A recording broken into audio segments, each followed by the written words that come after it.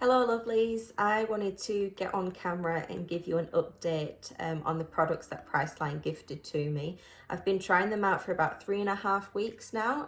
Before the video went up I did obviously play with them, but the video was just a little bit later getting up, and I definitely have some thoughts that I'd like to share with you. There are some products I really will recommend and I think they're brilliant, and there are some that I think you could probably go without, or I could give a recommendation instead. So let's get right into it. So the first products that I'm going to go through is all the Natio stuff that was gifted to me, and I absolutely will recommend the Natio eyeshadow palette. I think when I first filmed this I said it's a really good neutral eyeshadow palette, and it really is. You've got some gorgeous colours in here. I'm wearing like the orange, this one and this one and this one on my eyes, and then I have a different orange colour. I have used the orange colour in here on my eyes, but I did use a different orange colour for that pop.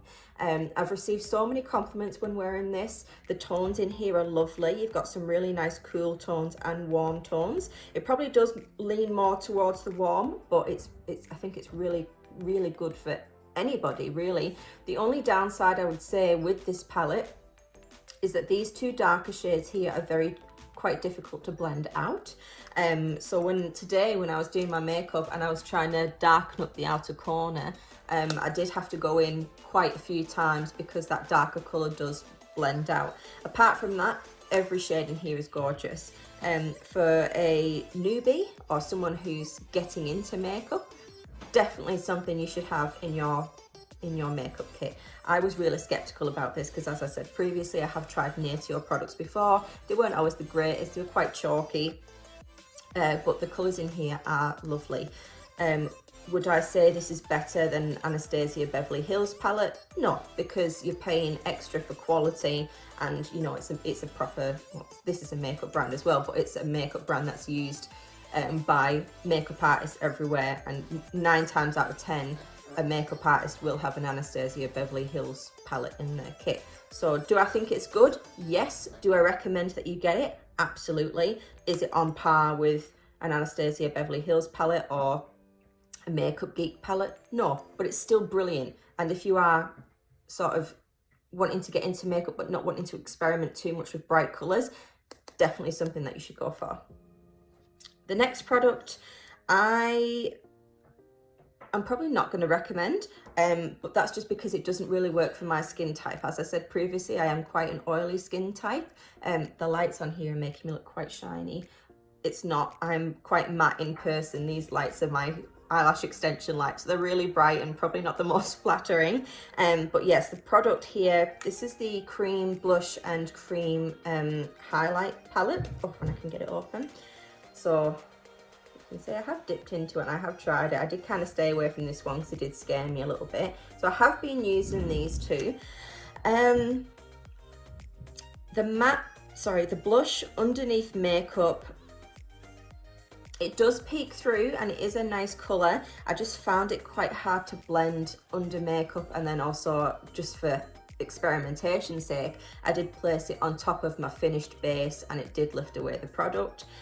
Same with the highlighter, placing it under the makeup, you couldn't really see because it is a very subtle highlight, but then when you placed it on top of makeup, it did lift away like my base products. So the highlight itself I have worn on a no makeup day where, you know, my skin's not been too bad. I've maybe just chucked on a little bit of mascara and put the highlight on. It does give a really nice healthy glow, but do I feel like it's a palette that you should have? Not really. I mean, the colours are lovely and I will experiment with it a little bit more. I have used it about 4 or 5 times and kind of decided to stay away from it for a little bit, but I will keep trying it, and if my opinions on it change I will let you know. But at the moment, would I recommend it? Probably not. I prefer powder blushes because I feel like they're a bit more easier to work with. So that's that one. And then I was given 2 makeup brushes by Natio. So the first one is this double-ended eye brush. You can see this is dirty because I have used it today. I did say this would be good as a blending I changed my mind with this one because it is so fine tipped. I found it really good to really get in the crease if you really wanted to make a deep line. So like, you know, to really bolden up. So I did enjoy it for that, and I did enjoy it for underneath the eye, but for blending all over, it was just too fine. You really do need a big fluffy brush, but it was good. And I did like this angled side as well. It's quite firm, so it's good for packing on eyeshadow. I did try to create a wing with shadow with the Natio palette, and like I said, those darker colors were quite hard to work with, but I did have success in my more pigmented palettes with this because it was quite densely packed. So this is a good brush, and I do recommend that you get this one. Okay, it's not, this particular side is not great for all over the eye, but it's great for detail work, like really getting in the crease to create a border underneath your eyes, and even for putting on your inner highlight corner there. So I do recommend this one. The other brush that I was given is this double-ended face brush. This side is brilliant. I loved using this side. I had it for nose contour, I had it for highlighting, and I had it for gently sweeping away powder like underneath the eyes and on the face, and just for dusting. I did not like this side. At first, when I was touching it, I was like, oh yeah, this is a really nice soft brush. But then when I was trying to use it to apply bronzer or blush, I found that it actually ended up lifting away the base product. So it was actually quite stiff to work with. You know, so I'm quite heavy-handed. Some people are a bit softer. If you're not as heavy-handed as what I am, this might be perfect for you. I will keep the brush because I really do like this side, but I probably won't be using this side. Again, if it changes, I'll let you know. But yeah, that's the Natio products done. So the next products that I'm gonna get onto reviewing is all the L'Oreal eyeshadows that I was given, and I really do have some mixed opinions on these. There was only, how many shades do I actually like out of these? 1, 2, 3, 4. Okay, so these are the 4 shades that I enjoyed. The orange is actually what I have on my eyes right now, and I think it's just so vibrant. I love it. Every time I wear this one, I receive compliments. I really like this blue on the eyes as well. I really enjoyed this sort of mauvey pink. It was more of like a natural makeup day. It just gives like a nice sort of shimmer on the eye, and I really enjoyed this pink as well. Much like in the Natio palette, it does kind of blend out, so you do have to keep going in and building up, but I really did enjoy these, working with these shades. Now the shades that I didn't enjoy, this dark brown matte one here, which is called Dignity. Much like in the Natio palette, really hard to work with, quite patchy, even when I had primer on, because you should have eyeshadow primer on when you're using an eyeshadow palette. It just helps the colours stick better and just brings out the vibrancy. I really had trouble with this one. I just couldn't get it to work. It was patchy, it would blend away to nothing, and then it started lifting like my transition shade underneath and creating bald patches because I just kept going in with the brush. Probably that's not the eyeshadow's fault that the product was lifting, it's because I kept going in with a brush, but the fact that I had to keep going in with a brush because this wasn't doing what I was wanting it to do, it's a pass for me. I wouldn't recommend this one. This one, which is called Iconic, this is that beautiful teal. I was so excited for this one. When I first put it on, I thought it was gorgeous. It was so vibrant. And obviously when you put like foil shadows on, you do like to blend around the edges a little bit because you don't want those harsh lines. When I was blending out, all colour and pigment just left. It just wasn't working. So again, I had to keep going in with this one. Probably took me about 5 to 10 minutes to get this one to work how I wanted it to work, and in the finished product was lovely. However, what I did notice is after maybe 2 to 3 hours of wear, and I did have an eyeshadow primer on underneath, is that this started creasing on my eye where the colour was fade away, because obviously, you know, when you're opening and closing your eyes, you've got folds of skin, so they're rubbing together. It just left. Like I had creases of like dark colour, and then on parts of my lid I had nothing. So I was really disappointed with this one because this is probably the colour that I was most excited about. Yeah, it just didn't work for me. The next one, which is called Keep On, it was that khaki colour. I was quite excited for this one as well because I think I'd mentioned I've not used a khaki colour on my eyes before. Could just be that it was my colouring and it just didn't look right on me. It had longevity, but it didn't really, see in the pan, I think it looks really, you've got that gorgeous golden olivey undertone. When I put it on my eyes, it just wasn't there. It just, yeah, it was a bit lackluster, honestly. And yeah, quite disappointing. The next shade, I don't know if I'd say don't buy it, but I also wouldn't say go ahead and buy it. I was quite hit and miss with this one. So this is the Matte Transition Powerhouse, which is a cooler tone brown. It was okay, like the colour was on. This is probably one of the better performing colours. I just didn't like how it appeared on my eyes. It seemed really muddy. Cool tone shadows do, like they are like a, not muddy, but they have a different sort of undertone to what usual browns and stuff have. When I had this on, it just looked quite grey. That's what I'm looking for. It looked really grey when it was on my eyes and I just didn't like it. It sort of clashed with any other eyeshadow shade that I put on my eyes, so I wouldn't recommend that one. The ones I would recommend, as I said before, is this gorgeous orange, which doesn't have the shade colour on it, but that's what it looks like. It's a foil and I've battered it, as you can see, because I've had my fingers in there. The other one I would recommend is Ruthless.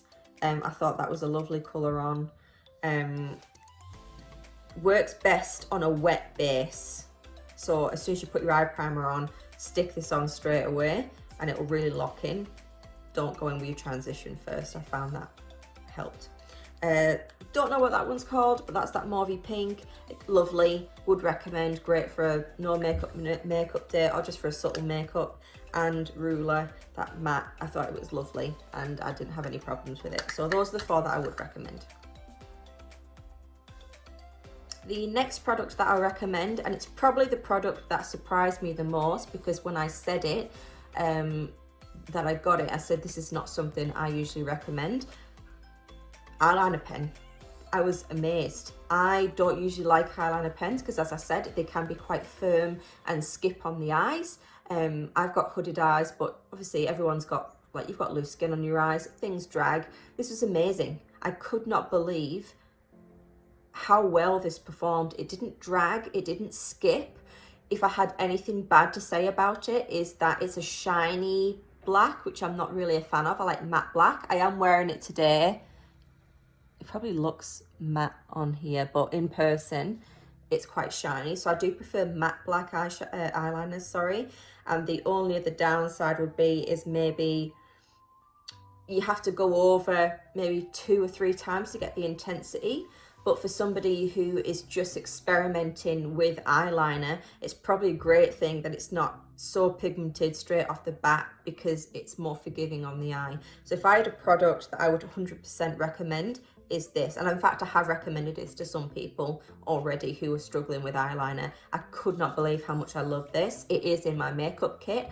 Yeah, I love it. But make sure though, when you're using this, you shouldn't be lending it to anybody. Anything that's touched your eyes and is a product like this or a mascara, do not lend it to anybody. This is for your own personal use. Keep it for yourself.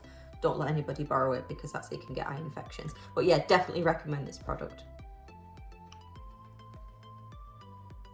The next product that I received is the Revlon Prime Plus Mattifying and Pore Reducing Primer. Is it pore reducing? Not really. Is it mattifying? Yes. I found that when I wore this, I got an extra hour to an hour and a half of longevity in my makeup.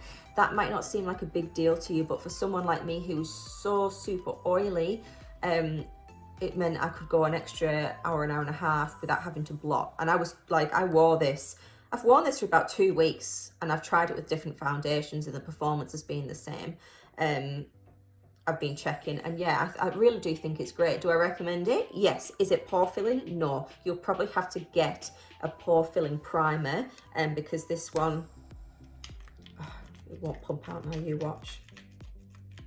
There we go. So it's like a moisturizer kind of consistency, but it dries down and it makes you, it does feel matte. So yeah, it's not pore filling, but it is mattifying, and I do recommend it. Is it a holy grail primer? I'm gonna say no, because like I said previously, I have yet to find the holy grail, but have I been using it? Do I enjoy it? And is it gonna stay in my makeup kit? Yes. I think whatever I'm looking for in a primer probably doesn't exist.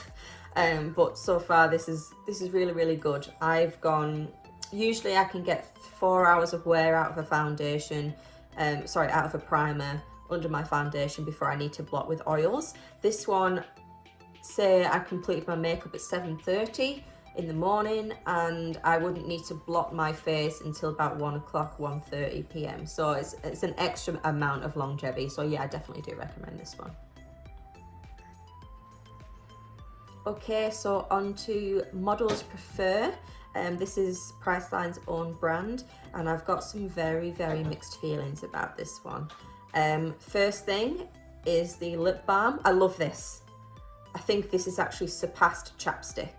When I was comparing between wearing this and the chapstick felt quite heavy and like gunky. This one just glides onto the lips. It has a really nice sort of like tingly feeling, so it's almost as if it's given a little bit of plumping, and it smells really nice.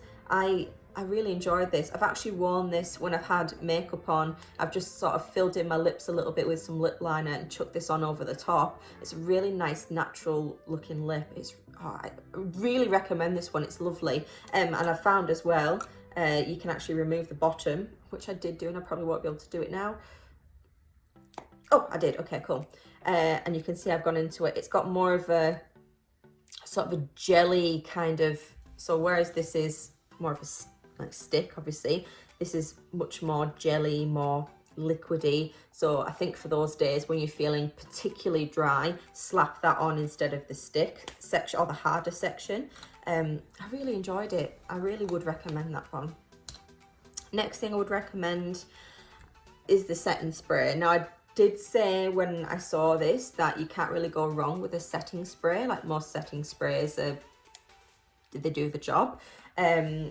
But I really like this. A little bit goes a long way. I've used that much from the top. It probably doesn't look like a lot, but I have been using this every day to set my face.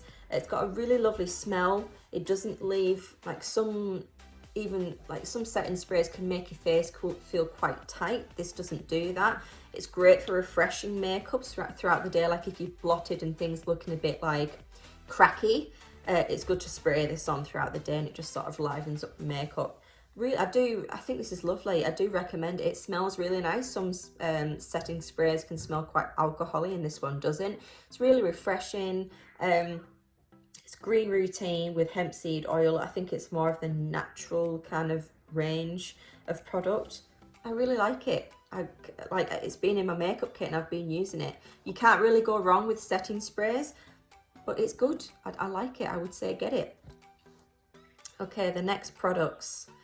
I said here that I probably wouldn't like this one. This is the hydrating primer, and I was right.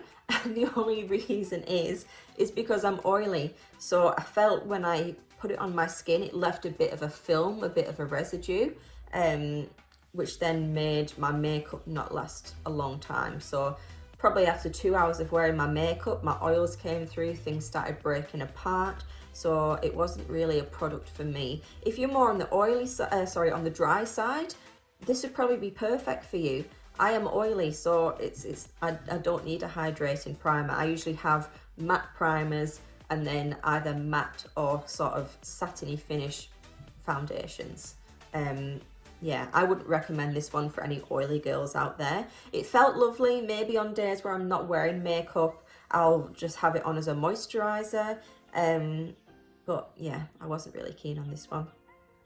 The next thing is the liquid concealer. I really wanted to like this. I really, really did, but I just didn't. I tried it, and every day that I wore it, it kind of felt like a bad makeup day. On full face, because it is a very watery sort of consistency, or what I thought anyway, is that once I'd done my whole face and I put the concealer on, I kind of felt like it lifted the product, like the products underneath it. If I wasn't wearing makeup, I put a little bit of this on and it definitely would brighten my under eye area and it would make me look more awake, and it did look lovely.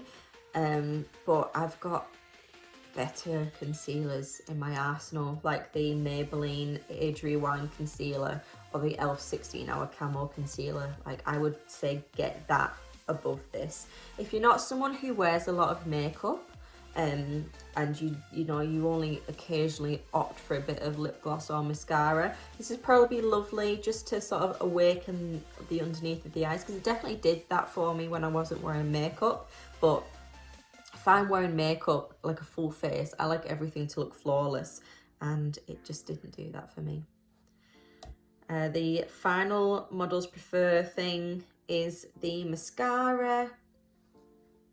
I wasn't keen. There's nothing wrong with it. I don't know if you can see my lashes. I prefer really clumpy mascaras because I just feel, for me, it gives me more volume and it gives me more length, and it sort of makes it more so look that I'm wearing false lashes rather than just my natural lashes. This is a very watery formula, so I don't get from it what I would get from my L'Oreal Lash Paradise or my Too Faced Better Than Sex mascara, because they're quite thick and they give me what I want. And the Maybelline Falsies, I think it's called, it's in the the pearlescent tube, the pearlescent pink tube. I wore this on a no makeup day. It definitely makes your lashes look longer. You look more natural when you're wearing it. So again, for someone who doesn't really wear much makeup, this might be great just to sort of accentuate what you've got. I like, when I wear makeup like this, I like to look like I'm wearing makeup, and it just didn't give me what I wanted. It didn't give me the separation that I wanted on the lashes. It didn't give me the thickest, the thicker look that I wanted. The brush is really good at separating your lashes because you've got this longer sort of comb section here, and then the rest is all quite short. So it was great for coating the lashes and giving you, like, you know, more natural, longer looking lashes. But again, it just didn't give me what I wanted. There's nothing wrong with it. It just, personally, it wasn't for me. When I wore it, it didn't crumble, which is great. You don't want your mascaras crumbling. And when I wore it, my natural oils didn't break it down. So I didn't end up getting panda eyes. So that was a good thing with it. Like, it is a nice product. I just personally didn't like it. That's all. And finally, I can't really give an update on the Clear skincare as of yet because it has only been 3.5 weeks. So far, I can say I'm enjoying it. Have I noticed a change?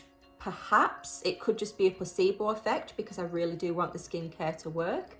I have had a couple of people mention when I've not been wearing makeup that my skin does look less angry, so who knows. I've still got so much of the product left even after using it for 3.5 weeks. One of the products though that wasn't part of the skincare routine was the BBL Red Cover. I didn't like this. I really didn't like this.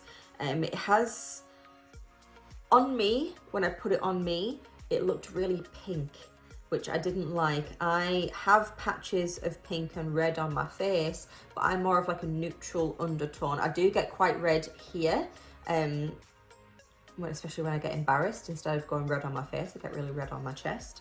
I just didn't like it. For me, it went quite weird with my skin tone. I prefer, if I'm going for a BB cream, I prefer the Maybelline Urban Cover or the L'Oreal BB Magic, I think it's called. I could be wrong, but there's a L'Oreal one that sort of does the same thing as this, where it's got the little beads in there that match your skin. I preferred that one over this one.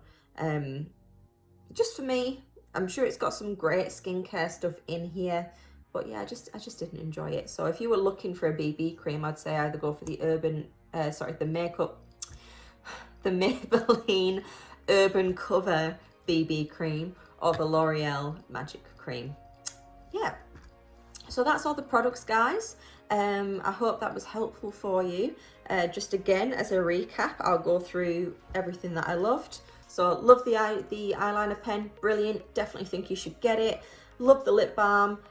It's surpassed chapstick, and I had a chapstick for years and years and years. I definitely recommend that you get the lip balm because it just feels lovely on the skin. I recommend the Models Prefer setting spray. I think it's lovely. I think it smells lovely. I think it does lovely things to the skin.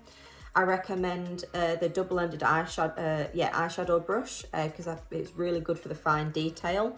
I recommend the Natio palette. Just be wary again that those two darker shades do need a bit more loving and working with. You're not going to get the punch packed straight away. I recommend this half of the Natio brush, but I don't recommend this side. And I recommend the primer from Revlon. I thought that was really nice. And again, those 4 eyeshadow shades from L'Oreal, those shimmery ones there, and that one matte one. So I hope that was helpful. I really enjoyed doing this makeup review, and I think I'll do it in future, even when I see new launches come in, and like purchase certain things myself and let you know, because I can't stay away from makeup. It's a disease, really. I have so much of it and I'm still purchasing more. So I think I'll do some more of these in future, so you can see if like some of the newer launches are sort of worth your money. Again, I always do my product of the week on Friday anyway, so you can always see what I'm loving. Yeah, so thank you for watching. I hope this was helpful, and I'll see you again in the future. Bye guys.